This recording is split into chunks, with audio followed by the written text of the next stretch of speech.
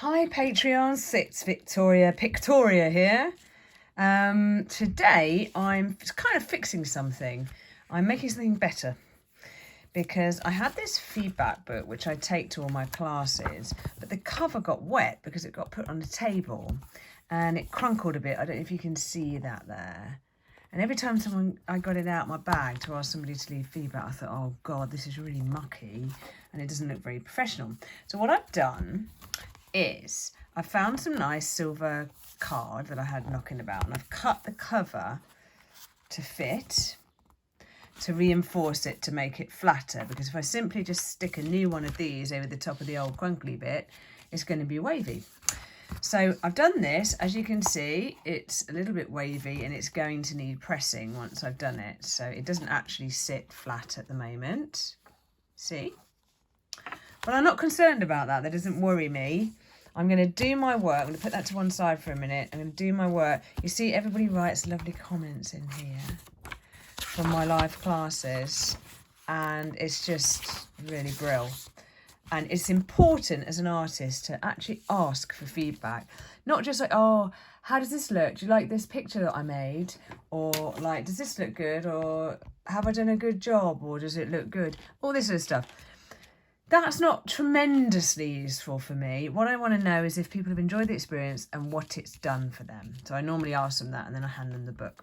So I want to make it better because it was looking a bit dirty, to be honest with you. And I've passed it around quite a few people. So I've done a little design here on a piece of scrap paper that I've torn. Just sort of the same size of where my thing is, okay? I've done a design and then I decided that it looks a bit fussy and a bit big, and most people are concerned with what they're writing, not whether it's going to help me or not. It's going to help me, but so I changed my design. So it's a good job I didn't do it, isn't it? Straight away. So I've decided to put your feedback inspires me to grow, and I've added sort of like a little doodle here. I don't know what happened really, but I just sort of did. So I might even colour it in. Oh my God. So, and I've got some glue here ready to stick it. I'll talk about that in a minute. All right. So I've done my design so I know it fits. I'm going to do it slightly larger, I think, but I'm going to make sure that it fits inside this area and doesn't go to the edges. Okay. So with this to one side for reference, I'm going to begin. I'm not going to use a ruler to make sure this is straight. I'm actually just going to keep it small. If you keep something like that small, it's not noticeable if it's not completely straight. I'm just going to keep it small like this. Keep the letters close together. There's only 4 letters in your. Okay. And then when we start adding in the big bit, which I'm going to change places with that because it'll be easier for you to see, it'll be less obvious, and all these like embellishments, it doesn't matter about whether that was straight or not. So, feedback. I've used smooth paper here to help the pen glide a bit better. I'm going down, up again a bit. I've gone a bit jittery here. It's because I'm talking to you. Not making excuses, but...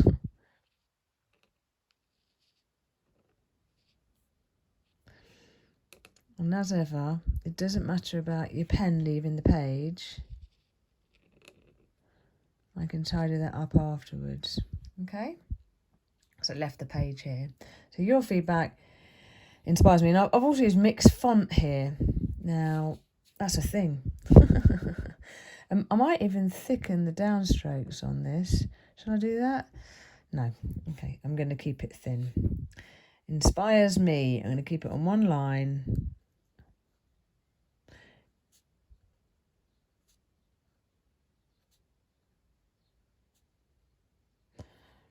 If you feel like you can't possibly go straight with this, then do consider drawing a line. But it's going to show, that's the only thing. So I'm going to do a little lowercase e there just to mix it up. Just do little tricky things like this to mix the viewer's eyes up, so it jogs them off a straight line. You can also use the edge of a piece of paper like this and go along it. Look, it's not completely straight, is it? Doesn't matter though. if you're concerned. But again, it might bleed onto the page. So try and do it freehand. And then we're going to do a 2 little end bits there. 2. And then row. Now normally I'd go around here and join onto the R, but I'm not going to. This is where I'm going to do a couple of little seedling there. And I'm going to join the R in a different place from what I normally would. And I'm going to get a bit bigger there as well, because it's, and that should have been thick there. And I'm going to put a flower on the end here, as you can see. And I'm going to breathe out, because it's important that I do this right. And I'm going to just twirl it a bit. And I'm not taking a huge amount of fuss. Some people ask me if it can be damaging to the point of the pen if you do this kind of thing. I don't think so. But you have to be light with it. If you're heavy with it, yeah, then it'll bend the end. And you don't really want that. Okay, so I've added a smiley face here because subliminally, I love good feedback. So I'm giving them a signal, or maybe you a signal if you come to my classes, that I love good things. Okay, and then I'm going to add a pencil at the beginning. Okay, so I'm just going to loop that back. I've actually changed my mind. I'm going to have the pencil coming in from up here, really to just like offset it. Because anything you can do to unbalance the view makes your work look more fun. I have a few go-tos, and this design of pencil, I've used it for a wax seal logo and stuff. This is one of my go-to doodles. I've done it lots and lots and lots of times.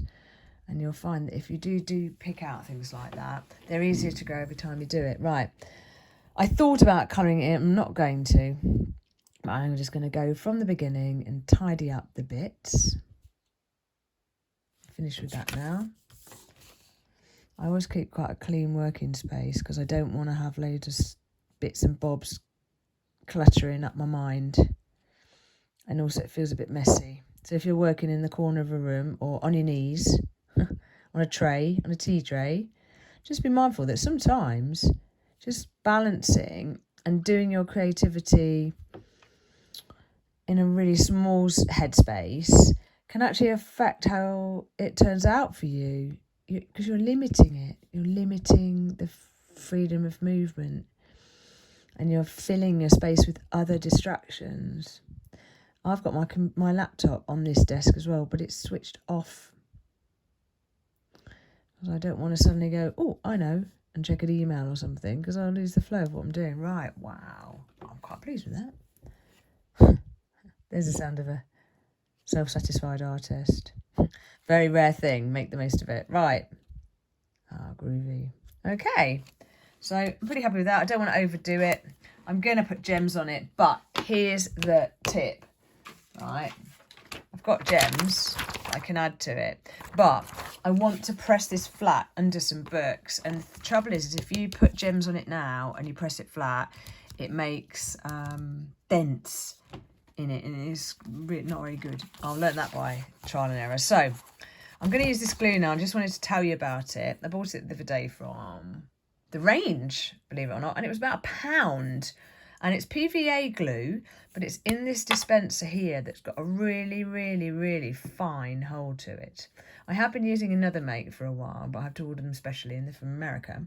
But this one, because of the way that you can deliver the glue, it's much better for your projects that involve sticking cards and things like that. So just look at the fine line I can get here. If I move slowly, and I tend to apply my glue in a very set way, which is left to right at a 45-degree angle like that. And finish off like that. And I'm going to put a couple of extra lines in the middle. When I'm doing greetings cards though, I tend to just put it round the edge and it's enough. And then I'll wipe the end of this so it doesn't clog up. can always stick it with a pin if needed, but I highly recommend this stuff. It's absolutely brilliant. And we're going to position, way, right, just check it's the front. We're going to position this over the top. I'm actually going to do it that way. Got a camera in the way, haven't I? And I'm going to hover it over the top before I completely place it, because you can't really move it about. There you go. All right. And I've got clean hands. I washed my hands before I did this. That's another thing that's important with calligraphy. And you can see, look, it's still quite raised there, but when we press it under some books in a minute, it's going to go nice and flat. I'll share with you how it looks at the end. And I'm going to go and quickly put it under the books now so that it makes it flat. And I'm hoping this inspires you to grow. Why don't you get a book and ask people when they look at a piece of your art to write some feedback in it? It might mean they don't make some throwaway comment like, oh, not very good, is it? Or something. They don't realise that can be hurtful sometimes. Also, have a look at my Etsy shop. I've started making these lovely wish bracelets. Guarantee the wishes will come true. Oh, just as a note here, I've just got that dirty, but I'm going to cover it up with a gem. So come back and see the next post next week, I'm hoping, to show you how I finish it off. Thanks for joining me today. See you next time.